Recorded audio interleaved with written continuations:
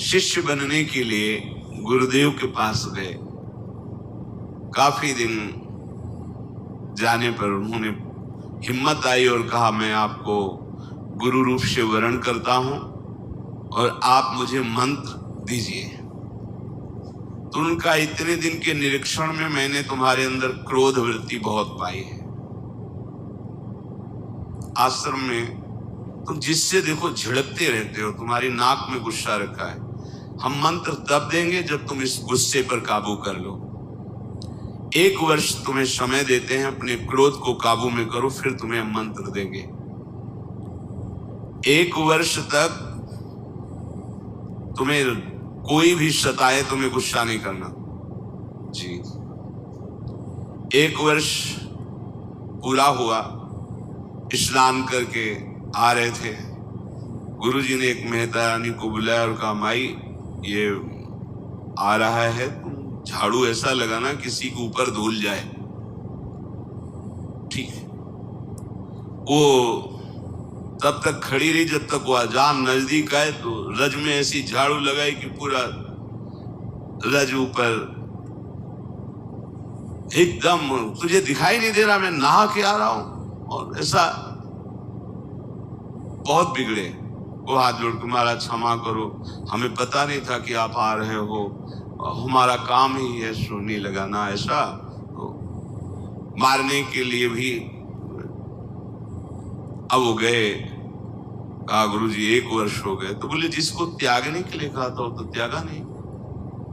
सुना अभी अभी तुम गुस्सा करके आ रहे हो मेहतरानी से, जो नित्य सोनी सेवा करती हैं। पूज्य भाव रखना चाहिए। तुमने उन पर क्रोध किया और सुना कि तुमने ऐसे भी मारा नहीं, पर हाथ तुम्हारा उठ गया, अभी नहीं। जाइए 1 वर्ष और अभ्यास कीजिए।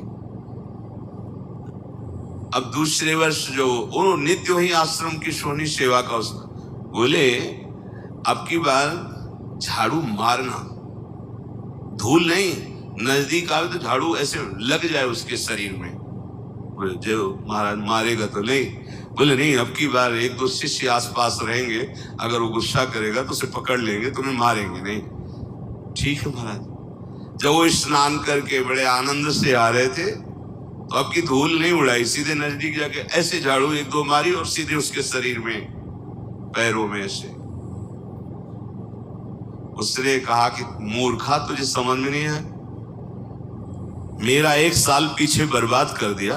फिर दूसरा, मैं स्नान करके दीक्षा के लिए जा रहा था और बहुत कड़वा बोले, पर हाथ नहीं उठाया। गुरुजी, देखो तुमने गुस्सा किया।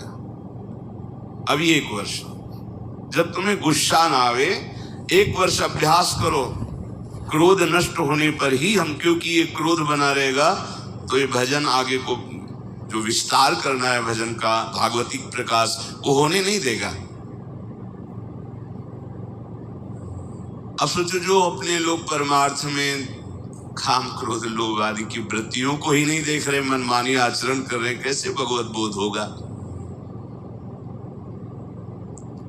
गुरुदेव, इतना समय हो गया और आपने एक बहाना बना लिया है कि गुस्सा करो। बोले, दोष दृष्टि करते हो। और नहीं, क्षमा पर तो 1 वर्ष और, अगर भगवान नाराज हो जाए किसी कारण से, तो गुरुदेव भगवान क्षमा कर दे तो भगवान कभी अपराध नहीं मानते। हरि रूठे गुरु शरण है, गुरु रूठे हरि नाही। यदि गुरु भगवान का हृदय संतप्त हो गया तुम्हारे आचरण से, तुम्हें भगवान श्री हरि सहयोग नहीं करेंगे।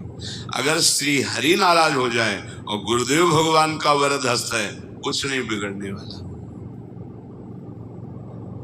गुरुजी ने कहा कि अब तुम्हें 1 वर्ष तक पुनः अभ्यास करना है। तीसरा वर्ष गंगा स्नान करके आया। गुरुदेव ने कहा, आपकी बार कूड़ा भर के पूरी टोकरी रखना, जितना जूठन पत्तल सब आते उसकी खोपड़ी से डाल देना।